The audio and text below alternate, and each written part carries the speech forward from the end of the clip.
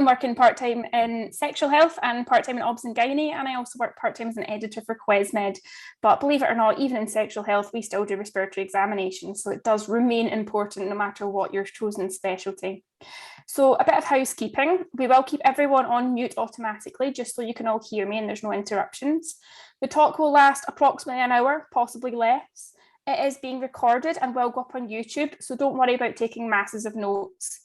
Throughout the lecture, feel free to comment or ask questions in the chat box, and I'll try and keep a wee eye on that just to answer any questions as we go. So the format of this lecture is an OSCE walkthrough. So basically, we will go through a mock mark scheme, going through key points and dissecting each point as we go. Respiratory is almost guaranteed to come up in your exams, so it's a high yield one to know inside out. I'll also give you some of my top tips for both the OSCE and real life. And at the end, I'll share some possible scenarios that you might get in your OSCEs. Like I said, this lecture is uploaded to YouTube, so you can watch it back if you like, and happy to answer any questions either throughout the lecture or at the end.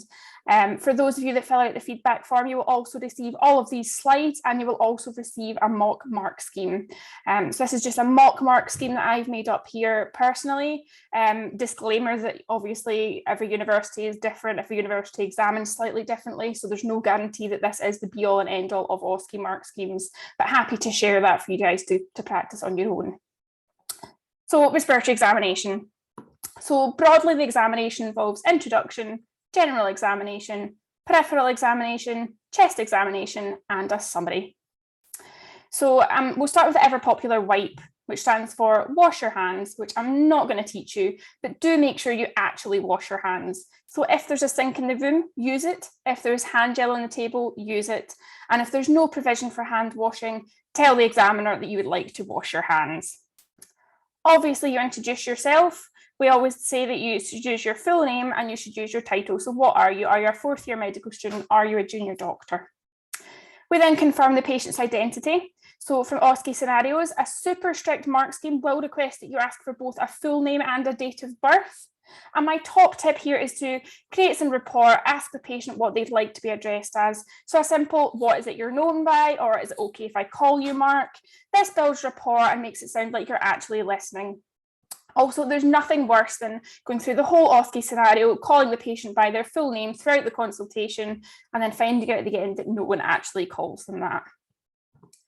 We then explain the examination and gain consent. So for a respiratory examination, we're going to be observing from the end of the bed, looking at the hands, face, and chest, and we will be touching the patient, so we will be performing palpation, auscultation, and percussion.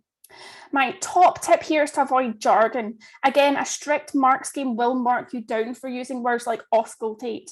So the average layperson might not know what that means. So you might want to use words like, I'm going to listen to your chest, I'm going to feel on your back, things like that. We then think about positioning and exposure. So in terms of position, the optimum position for a respiratory examination is lying on the bed supine at a 45-degree angle. And you might need to adjust the bed to achieve this, or your patient might already conveniently be in the perfect position. Either way, you want to verbalise this so the examiner knows that you are confident that you know the correct position. In terms of exposure, we do need the chest to be exposed. However, if the patient's wearing a bra, they don't need to remove this. And you might also consider giving the patient a blanket or keeping their top on to cover up with while you're performing other parts of the examination. There's no need for the patient to lie there half naked for the entire examination. So we then start with a general inspection. So we're looking around the bed, and the first comment we want to make is the patient look well or unwell? Do they look comfortable? Do they look uncomfortable? You also want to look for medical items around the bed. So thinking with your respiratory hat on, you're looking for things like oxygen, inhalers, sputum pots. Try to look for things that are specifically to do with the respiratory system, because not only does that look slick, but it might give you a clue to potential signs and findings to expect. You also want to look for non-medical items, so things like cigarettes or vapes that might indicate a pathology that you're looking to find. Next, we want to look at general inspection. So now we're looking at the patient, and we want to look for obvious signs of respiratory pathology. So for example, dyspnea, shortness of breath, or cyanosis, the bluish tinge around the mouth, a cough, an audible wheeze, stridor, pallor, which is paleness, oedema, swelling, or cachexia. Cachexia is a muscle loss associated with an underlying malignancy. So that's your general examination. And again, you want to tailor that to looking for respiratory signs. Next, you want to count the respiratory rate, or at least verbalise that you'd like to do this. Quite often the examiner will say, no, don't bother doing that, because obviously it does take 30 to 60 seconds to count an accurate respiratory rate.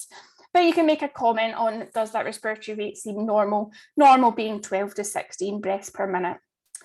You want to assess the patient for increased work of breathing. So are they using their accessory muscles? Are they splinting themselves against the bed? You also want to assess their breathing pattern. So for example, a prolonged expiratory phase is common in obstructive lung conditions. So things like asthma and COPD. We're then moving down the patient and we're going to look at the hands. My top tip here is to tell the patient that you're going to touch their hands, because this is probably the first time that you're going to make physical contact with the patient, and it's a bit weird just to grab their hands. So we are looking for things like colour. So we're looking for things like cyanosis. And here's a nice example here of a patient that has peripheral cyanosis, so a blue tinge to the tips of the fingers. We want to look for nicotine staining.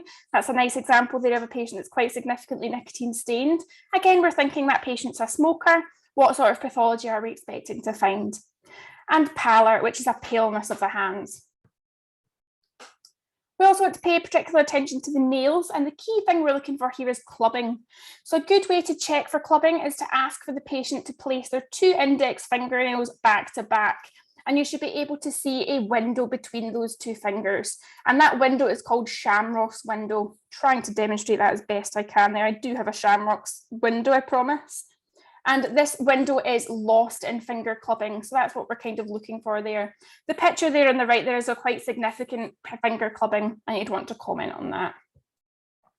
So let's just remind ourselves a bit more about clubbing, because that is an important sign to pay attention to. So what is it? What causes it? So it's a swelling of the soft tissue at the fingertips. It tends to be symmetrical, so it is affecting both hands, and it results in enlarged and flattened nails and loss of that Shamrock's window that I mentioned. And that is the angle between the nail and the rest of the finger. So you can see there in the bottom picture, it's trying to kind of dictate the kind of angles that you're looking for there. Clubbing has associations with loads of pathologies. So it's not really diagnostic of anything. It's associated with lots of lung conditions, COPD, cancer, fibrosis, TB, cystic fibrosis. It's also associated with hypoxic or cyanotic heart disease. It's also associated with endocarditis. So try not to fall into the trap of this person has clubbing, they must have a lung cancer. It can show lots of different pathologies. Next, we can assess for skin changes, bearing in mind that a thinning of the skin might indicate long-term steroid use.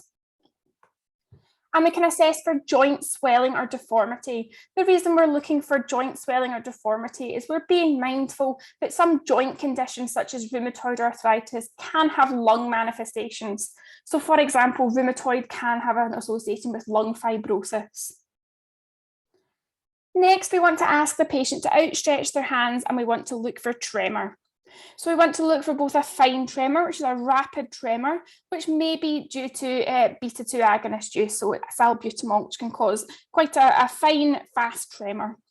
And we also want to ask them to kind of put their hands, the back of their hand backwards, and we're looking here for asterixis. So asterixis, or a flapping tremor, and that is a sign of carbon dioxide retention. Do also remember that tremors can have lots of causes and may also be completely idiopathic. So you, again, try not to fall into the trap of they have a tremor, they must have CO2 retention. They may have a multitude of other conditions, including neurological conditions that have nothing to do with the lungs.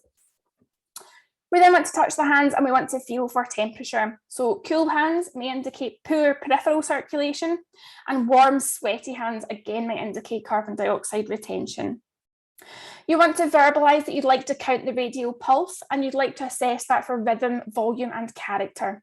Again, 9 times out of 10, the examiner will ask you not to do that, as obviously that does take up a couple of minutes of your examination, but you do need to verbalise that you would want to count the radial pulse. Next, we want to have a look up towards the neck, and we're looking here for the jugular venous pressure. Now remember, the JVP is an indirect measurement of the pressure in the right atrium, and it's seen between the sternal and the clavicular heads of the sternocleidomastoid. And it's classed as raised if it's more than 4 centimetres from the sternal angle. So you want to verbalise to your examiner that I'm observing the JVP, and you're verbalising if that is raised or not raised. And you also might like to verbalise that raised would be more than 4 centimetres from the sternal angle, just so your examiner is confident you know exactly what you're looking for. So what does a raised jugular venous pressure actually mean? So like I said, it's a marker of a raised right atrial pressure. And again, this has multiple causes. So things like fluid overload, pulmonary hypertension, and lung disease, so COPD, something obstructive. So again, you might want to verbalise that you can see a raised JVP, but that is not diagnostic of anything in particular. We then want to look at the face, and we're inspecting for things like plethora. So plethora is a generalised redness or congestion in the face, and that can indicate a few things. That can indicate things like polycythemia, which is associated with COPD, and you can also become quite plethoric in CO2 retention, so you want to pay attention to that. You also want to look closely at the eyes, and here you're wanting to inspect the conjunctiva, so the mucous membrane inside that eyelid. And my top tip here is to ask the patient to pull down on their own eyelids to reveal their conjunctiva, rather than you poking around in their eyes, which can be awkward. You might hurt the patient. It's a bit of a weird thing to be doing.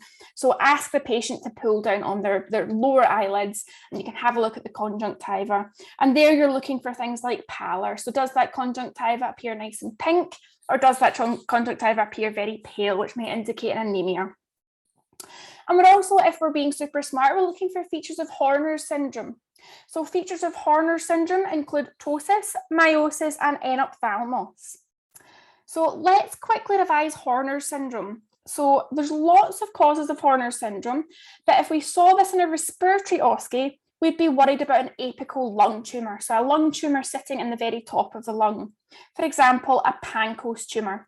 And that compresses one of the nerve ganglions called the stellate ganglion, and that's how it causes these signs. So ptosis is drooping of the upper eyelid, meiosis is constriction of the pupil, and enophthalmos is a sinking of the eyeball itself. The other symptom is anhidrosis, which is decreased sweating, but I find that really difficult to assess in a patient. But if you did see these three kind of ptosis, meiosis, enophthalmos in Horner's syndrome, you would be thinking you want to verbalise that this patient seems to have a Horner's syndrome, and you're particularly worried about an apical lung tumour. You will sound super slick. We then move on to inspection of the mouth, and here we're focusing on the lips, and we're looking for evidence of central cyanosis, which is a sort of bluish tinge to the lips. It can be quite subtle and hard to see, but here's a good example of that blue-purple tinge to the lips of central cyanosis. And let's just think about central cyanosis. There is lots of causes of it again. So central cyanosis essentially is an indicator of low oxygen sats, and as you know, there's lots of reasons for that. So this might be due to impaired lung function, so hypoventilation, any sort of VQ or ventilation perfusion mismatch, so things like pulmonary embolism, PE, pulmonary hypertension, obstruction, pneumonia, pneumothorax, edema, you name it. And central cyanosis can also occur as a result of shunting. For example, in congenital heart disease, if someone's got a big VSD, ventricular septal defect, you might expect to see central cyanosis in the lips there. And it can also be a result of hemoglobin abnormalities, so severe anemia, congenital hemoglobin abnormalities, and carboxyhemoglobinemia, which is where carbon monoxide has been inhaled, which has a greater affinity for hemoglobin than oxygen, and it turns the central cyanosis, it turns those lips blue. So lots of causes again. So again, something you want to comment on, but something that is not diagnostic of any particular lung pathology. We also want to inspect the mouth, and we both want to look again for cyanosis, and quite often you can see that in the tongue, and again that appears as a bluish tinge. And we also want to look for oral candidiasis, which is thrush infection of the tongue, and that is particularly common in long-term users of inhaled steroids. So that appears as a sort of a fuzziness to the tongue. This is really quite a severe example. It's that kind of fuzzy white coating on the tongue, and that would indicate a kind of oral thrush infection. And you'd want to verbalise there that you're worried that patient might be taking long-term inhaled steroids, and they may well have a poor inhaler technique. They might not know to rinse their mouth after they've taken the steroids. So we then take a look down to the chest, and we're looking for symmetry, scars, shape, and breathing movements. So in terms of symmetry, here is someone that has got quite an obvious asymmetry when seen from the back. And this patient has a scoliosis, so they have a curvature of the spine. And in most cases, this won't affect any sort of breathing, but in severe cases, it can affect the symmetry of the breathing, and in some cases can hinder the breathing. So again, if you saw that asymmetry, you would want to comment on that to your examiner. In terms of scars, we want to look all over the chest for all types of scars. So a few things that you might see on the left there, that is a patient that's had a midline thoracotomy from potentially open heart surgery. And on the right there, that scar that's sort of just below the armpit of it, a lateral scar, is the position you might find a scar for lung surgery. So something like a lobectomy or a pneumonectomy, removal of part or all of the lung. So you'd want to comment on that. In terms of chest wall abnormalities, there is a few to be aware of. So the first one I'd like to mention is what's called pectus excavatum, or funnel chest, which occurs where the sternum is sunken into the chest. And you can see that quite nicely on that left-hand picture. That chest really is quite funnel-shaped. And that occurs in connective tissue disorders, so things like Marfan syndrome and things like Ehlers-Danlos syndrome. On the right there, we can see pectus carinatum, which is also known as pigeon chest. And that is where the sternum protrudes. So again, this is common in a number of syndromes. It tends to be more genetic syndromes, so things like Turner syndrome, Noonan syndrome, but also connective tissue disorders such as Marfan syndrome and Ehlers-Danlos syndrome again. And barrel chest, now that's found in conditions characterised by hyperinflation. So things like COPD, and that manifests as an enlarged barrel-shaped protrusion.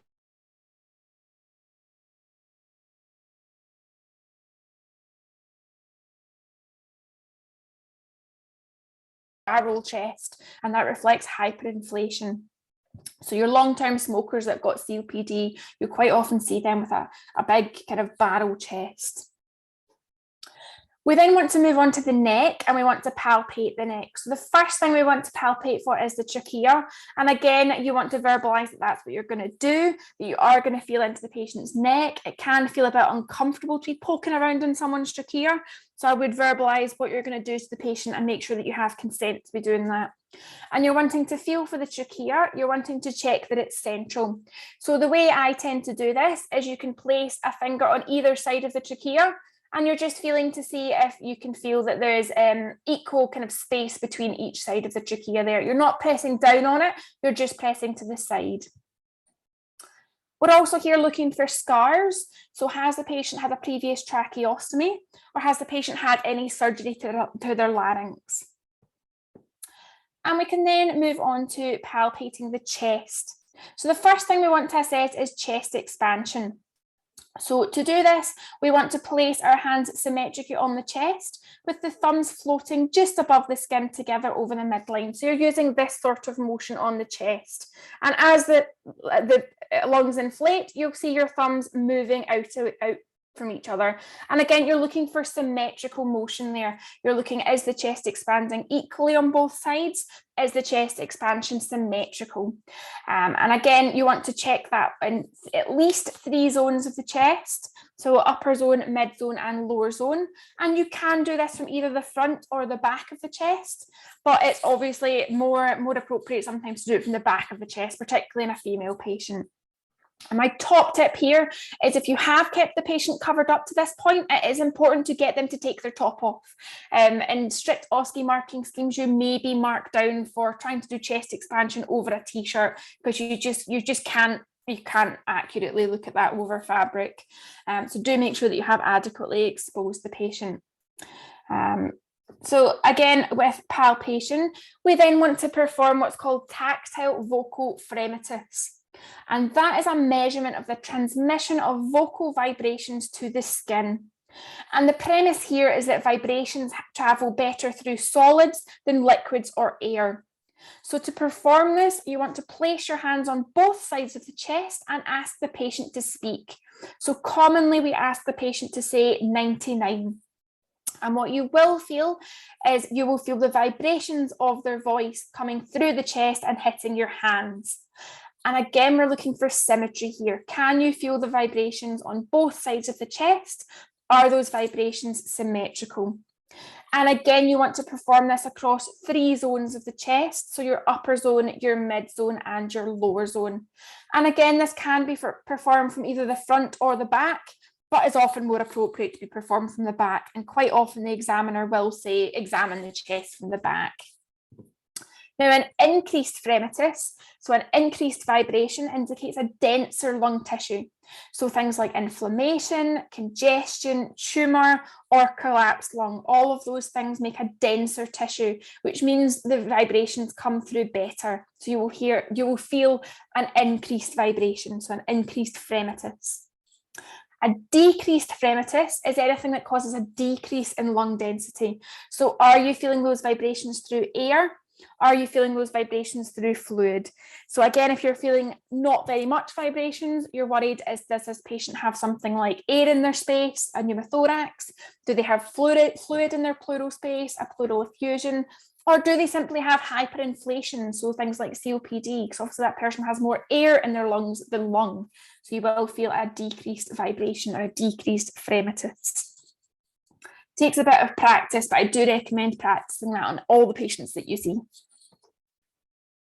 So moving on to percussion. So percussion involves tapping on the chest wall and listening to the resonance or the dullness of the tone produced. Now, to do this, we want to place a finger onto the chest wall and we want to tap that finger with the opposite hand. And what you are hearing here is the tone that's produced. So are you hearing a high-pitched tone? Are you hearing a low-pitched tone? And again, we want to compare both sides. And we want to make sure to percuss the entire chest, so all 3 zones. And in this, it's also really important to percuss the apexes of the lung, so above the clavicle.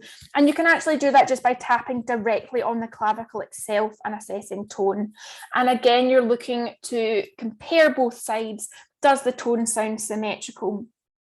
And we're assessing both sides simultaneously there, sequentially there. So a normal finding in percussion is what we call a resonant tone. So you can hear a tone, it sounds a little bit hollow, but there's definitely tissue under there. So other things you might hear is what's called hyperresonance, and that sounds what we call tympanic. So tympanic, thinking like a drum membrane, it sounds very hollow and it sounds quite high pitched. So if you imagine percussing an empty bottle, percussing a hollow can, that sort of sound, you can almost imagine that you're percussing something that's hollow there. And that indicates a decrease in tissue density. It's almost commonly something air-filled. So if you had a very hyper-resonant tone, you might be thinking of something like a pneumothorax. Oppositely, you might hear a dull tone. So a dull tone is something that has little resonance. So if you imagine tapping on something like a table or like some sort of inanimate object, you can't hear that kind of hollow sound. And that indicates an increased tissue density. So is there consolidation? Is there congestion? And there's also the expression of stony dull, and that's used to describe where there is no resonance. You can't hear any of that echo, any of that hollow sound, and it's literally like percussing a brick wall. Feel free to practice percussing a brick wall because that is exactly what it sounds like. And that indicates something like fluid. So a pleural effusion is characteristically described as a stony dullness at the base of the lungs. And my top tip here is to percuss everything in your house. Percuss your walls, percuss your table, percuss inanimate objects, percuss your flatmates, percuss your parents, because it is really just getting used to all those different tones, and it can take a wee while to get used to what you're hearing and what that means. And next, we finally get our stethoscope out. So we're most of the way through a respiratory examination, and we are just now thinking about getting our stethoscope out. So here you are looking to auscultate or listen. And you want to listen with the diaphragm of the stethoscope, typically, that is the flat side. And again, you want to listen to both sides of the chest, and you're looking to compare both sides. Again, you want to listen to several areas, at least 3 zones, and you want to make sure that you listen right into the axilla or the armpit. Now, my top tip here is to ask the patient to breathe deeply through their mouth. But you should be mindful to avoid prolonged deep breathing. If you yourself do deep breathing exercises for half an hour or even just 5 minutes, you will feel dizzy. So maybe give the patient a break, or ask them to, not perform it for too long, or you will end up with a dizzy patient on your hands. And we're listening here for breath sounds. So normal breath sounds are described as vesicular. And where does that word vesicular come from? Well, we're thinking of the term vesicles, which means small pockets. And if you think of the lungs, that is exactly what the lungs are. They are a huge tissue with small pockets. So vesicular breathing is a normal finding, and that's how you would describe normal breathing. And normal breath sounds are soft. They are low-pitched, they are easy to hear, and they have no added noises. Other things you might hear is what we call broncho breathing, which is a loud, harsh-sounding breathing, similar to listening over the trachea. So that indicates something like consolidation. And my top tip here is to go and listen to someone's trachea, because you can hear that kind of like harsh, loud sound of the air rushing through a larger tube, and that's broncho breathing. So it's good to practice listening to that and knowing what that sounds like. You might also hear what you might describe as quiet breath sounds. And quiet breath sounds can be quite normal in someone that is quite obese, or if you're listening, for example, over breast tissue. However, it may indicate a reduced air entry, so something like pleural effusion, pneumothorax, but quiet breath sounds can be a normal finding if the patient's not taking very deep breaths, or if the patient's very large and you're listening through quite a lot of tissue, you might hear quiet breath sounds. But again, something you would want to verbalise to your examiner if you did hear. In terms of added sounds, we can hear lots of things added into the normal breathing. The most common thing to find is crackles, and crackles can be divided into coarse and fine crackles. So coarse crackles sort of sound like an intermittent kind of popping noise, and that might indicate pneumonia or pulmonary edema, some sort of consolidation. Fine crackles, they more sound like more of a kind of Velcro-like sound, and they typically occur at the end of inspiration, and they typically indicate fibrosis, although you can have fine crackles in lots of conditions. Wheeze is a high-pitched whistling or whining noise, and that can occur on both inspiration or expiration, most commonly on expiration, and that is typically associated with some degree of airway obstruction. So something like asthma or COPD, you might hear a wheeze. And way back at the start, I said from the end of the bed, quite often very bad asthmatics will have a wheeze from the end of the bed. So sometimes you don't even need to put your stethoscope on the chest to be able to hear a wheeze. And stridor. Now, stridor is quite a scary sound. That is a high-pitched squeaking or whining noise, and that indicates an upper airway obstruction. So most commonly that is due to some sort of foreign body or some sort of like impending respiratory obstruction. So stridor is quite a scary noise. I doubt you're going to hear that in your OSCEs. And if you do, you'd be thinking more of an emergency situation as you're worried about airway obstruction. Other sounds include gurgling. So gurgling might indicate mucus or fluid in the airways. It might indicate a poor swallow.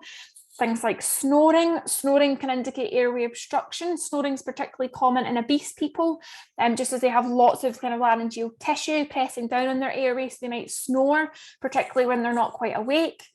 And other things you can hear is a pleural rub. So a pleural rub is kind of when the pleura of the lungs, the lining of the lungs becomes inflamed, and you can hear it sort of grating or creaking against each other as the patient breathes in and out. Now, you might not be asked to do vocal resonance, as it's sort of working on the same premise as your tactile vocal phrenitis. It's basically working on the premise that the patient speaking, their vocal sounds are transmitted through the lung tissue, but this time it's being transmitted to your stethoscope rather than your hands. So again, we can instruct the patient to say 99, and again, you're listening over several areas, this time using your stethoscope, and you're comparing side to side. So when you do an examination on a normal patient and you're doing vocal resonance, the normal finding would be you can hear the numbers, but they're quite muffled. And that indicates a kind of normal lung tissue. And the findings, abnormal findings, are similar to tactile phrenitis. So if you can hear increased resonance, so you can hear louder sounds, you can hear clearer numbers, that indicates an increase in lung density. So inflamed tissue, congested tissue, pneumonia, tumour, collapse, anything that causes there to be more tissue there for that vocal resonance to resonate through. And a decrease in vocal resonance is hearing quieter sounds. So you might hear nothing at all, you might hear more muffled numbers, and that indicates anything that causes a decrease in lung density. So air in the pleural space, fluid in the pleural space, hyperinflation. Now, in some cases, the vocal resonance is so increased that you can hear the numbers even if the patient is whispering. And we call that whispering pectoriloquy. And if you say this in your OSCE, you are going to sound super slick. So this is another indicator of increased lung density. So things like consolidation, things like tumour. So for example, if you did hear increased vocal resonance, you might want to say to your examiner, I'd also consider listening for whispering pectoriloquy, which is another indicator of increased lung density. Your examiner will be very impressed by that. And finally, we move on to palpating the lymph nodes. Now, again, in some OSCEs, you're not asked to do this, but I would definitely verbalise that you do want to do this. And we want to feel for all of the nodes that are connected to or associated with the respiratory tract. So there is quite a few here. And I tend to do this examination from behind the patient, reaching round and starting with the nodes under their chin, the submental nodes. And here we're feeling, can you feel those nodes? Normally you cannot feel those nodes at all. So any sort of lumps or bumps there, you would think, is that an increased lymph node? Is something swollen there? Does that indicate something going on in the lungs? So what we want to feel for submental glands, those are the ones directly under the tip of the chin. We want to feel for submandibular glands, and they are just underneath the angle of the mandible. We want to move our hands up in front of the ears to feel the preauricular glands. We want to feel behind the ear for the postauricular glands. And then we want to feel down the front of the neck for the anterior cervical chain. And we want to feel in front of the sternocleidomastoid for that, and behind the sternocleidomastoid for the posterior chain. And lastly, we want to feel above the clavicle for supraclavicular lymph nodes. And again, here's my top tip to sound super slick, is to look for Virchow's node. So that Virchow's node is a specific node, which is the left supraclavicular lymph node. So it is felt just above the left clavicle. Now that is associated with lots of different things. So it can just be something like infection, but typically it is associated with some sort of intra-abdominal or intrathoracic malignancy. The reason being is that that node sits at the end of the thoracic duct, which is the lymph duct that drains most of the abdomen and thorax. So any sort of malignancy that's metastasizing and bedding down in lymph nodes does tend to hit that lymph node. And that picture there shows a quite good example of someone that's got a quite significantly enlarged Virchow's node. So if you can remember the name of that and you can verbalize that in your OSCE, you will sound super slick. So then at the end of the examination, we want to provide a summary. So we want to provide a concise summary. We don't want to blab on for too long, but we do want to say important negative findings and positive findings. So my example here is today I examined Mark Smith. He's a 29-year-old man. On general inspection, he looked well. There was no medical paraphernalia around the bed. His respiratory rate was 14 of a normal pattern, and there was no added work of breathing. On peripheral examination, there was no evidence of peripheral cyanosis, tar staining, or finger clubbing. There was also no tremor or asterixis. You can comment on the radial pulse. So the radial pulse was 60 and his hands were well perfused. His jugular venous pressure appeared normal at 2 centimetres above the sternal angle, and there was no evidence of central cyanosis or anemia. There were no scars or chest wall deformities. The trachea was central and tactile vocal pharyngitis was normal. Percussion revealed no areas of hyperresonance or dullness, and on auscultation, sounds were normal and vesicular with no added sounds. Vocal resonance revealed a normally resonant chest, and there was no enlarged lymph nodes. So there we have gone through kind of the whole summary of the examination, but we've not blabbed on too much. We sometimes only have 30 seconds to a minute to give your summary. Sometimes in OSCEs, the examiner will stop you at a certain point in your examination and say, can you summarise your consultation so far? And at this point, if you've not quite done everything you needed to do, you can then verbalise, if I had more time, I would do X, Y, and Z.